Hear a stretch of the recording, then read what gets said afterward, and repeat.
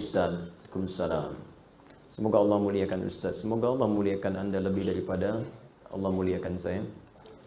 Ustaz, pada tahun kemarin tanggal 10 Desember saya waktu itu ada acara seminar, tiba-tiba saya menemukan uang 250.000. Kata guru saya, karena saya bilang kepada guru saya ada uang hilang, dan guru saya Ustaz juga.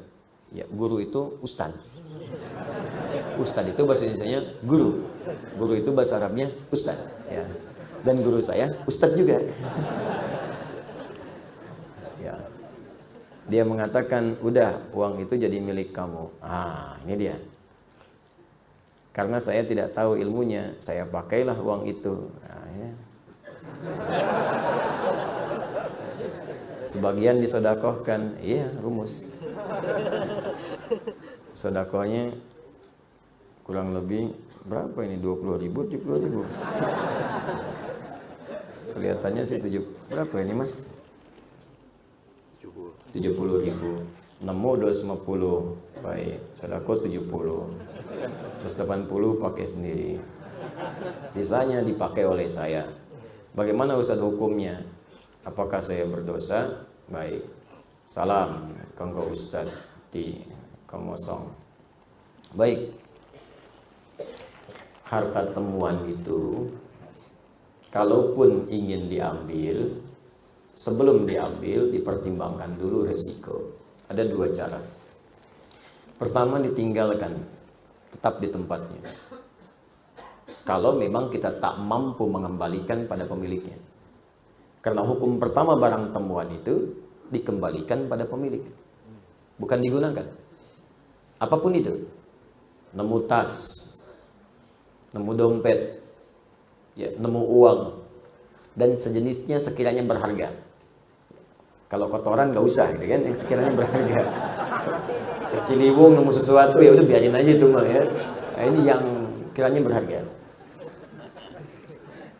Kalau Anda sudah dapatkan itu, artinya Anda temukan, maka hukum pertama, jika punya kemampuan dan Anda ingin mengambilnya, maka kewajiban langsung melekat kepada Anda untuk mengembalikan pada pemiliknya. Kalau tak punya kemampuan, ada dua pilihan. Imam meninggalkan itu supaya resiko beban tidak berpindah kepada Anda. Atau yang kedua, Anda infokan pada orang lain yang mungkin lebih tahu dan lebih mampu untuk mengembalikan itu. Biasanya di sini ada pihak berwajib.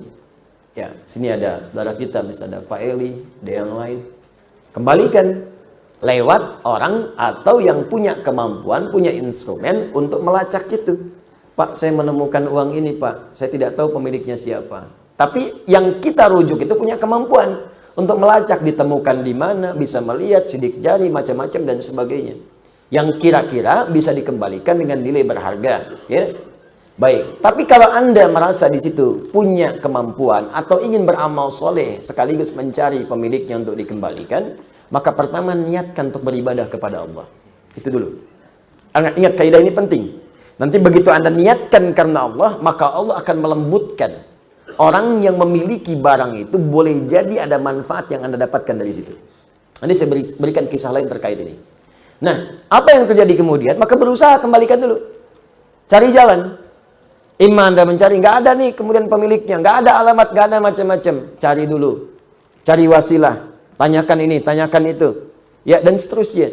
Sampai kalau kemudian pada masa tertentu tidak juga ada kunjung kabar, Anda tunggu sebulan nggak ada kabar, 2 bulan nggak ada kabar, 3 tahun nggak ada kabar, tidak sama sekali muncul pada saat itu, maka walaupun status barang itu kemudian dinyatakan tidak ada pemilik, yang berhak diambil oleh Anda bukan seluruhnya. 2/3 Anda sedekahkan, 1/3 Anda ambil. Jangan diambil semua. Ya, berikan kepada yang lain dulu. Hak yang lain berikan, Anda ambil sebagiannya. Jelas sampai sini? Baik. Tapi yang saya katakan sekali lagi, lebih baik kalau pun tak mampu, Anda serahkan kepada yang punya kemampuan untuk merujuk. Tapi kalau Anda kira-kira punya rasa kayaknya si fulan nih, Anda ambil dan niatkan kepada Allah. Di situ nanti ada hal yang sangat indah. Pernah terjadi kejadian seorang pejabat di Indonesia umrah, membawa uang cukup banyak, 3 miliar di kantongnya. Ya, pakai dolar dia bawa itu. Ini kisahnya tercerita langsung ke saya. Begitu kemudian teman-teman didapatkan itu, ketinggalan di bandara. Ya karena dia mau niat ibadah, ya sudahlah, biarin aja gitu kan. Dia jalan aja, sudah macam-macam. Tiba-tiba ada yang ngantarkan. Pak, katanya saya menemukan ini kayaknya punya bapak tadi. Dia, oh iya betul deh, katanya punya saya ini. Nih silakan. Udah begitu dia buka utuh semua, nggak ada ambil, nggak ada apa. Tiba-tiba diambil $20.000, langsung diberikan. Pak, bawa aja ini, silakan. Silakan katanya. Jangan Pak, saya karena Allah, bukan. Memang Anda kerjakan karena Allah.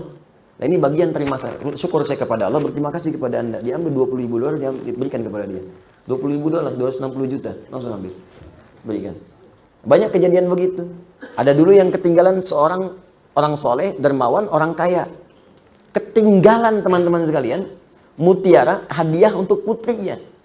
Ya, jadi putrinya memasuki usia-usia yang cukup baik, usia sudah layak menikah, ketinggalan kemudian di sebuah toilet masjid. Jadi dia masuk toilet, tempat ada yang mengatakan tempat wudhu, ini kisah nyata.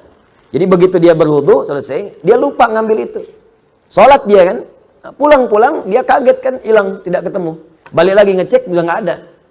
Ternyata tiba-tiba ada yang mengetok pintu, seorang pemuda datang ke rumahnya dan mengatakan, saya menemukan ini, ada mutiara, ada macam-macam, dan saya melihat ada kartu di sini menunjuk kepada alamat ini. Saya pikir mungkin kartunya tidak penting, tapi saya lihat mutiara ini nampaknya sangat penting bagi Bapak. Silahkan Pak dicek lagi apa ada yang hilang atau ada hak-hak yang belum saya kembalikan. Begitu dibuka semuanya utuh. Apa yang terjadi? Dipanggil putrinya. Ketika dipanggil putrinya, dia katakan, nak, Bapak ingin memberikan hadiah ini tapi tertinggal tadi di musola, tiba-tiba datang seorang pemuda mengembalikan ini. Pemuda ini boleh jadi bukan mutiaranya yang penting, tapi pemuda ini yang dikirimkan oleh Allah menjadi bagian hadiah untukmu.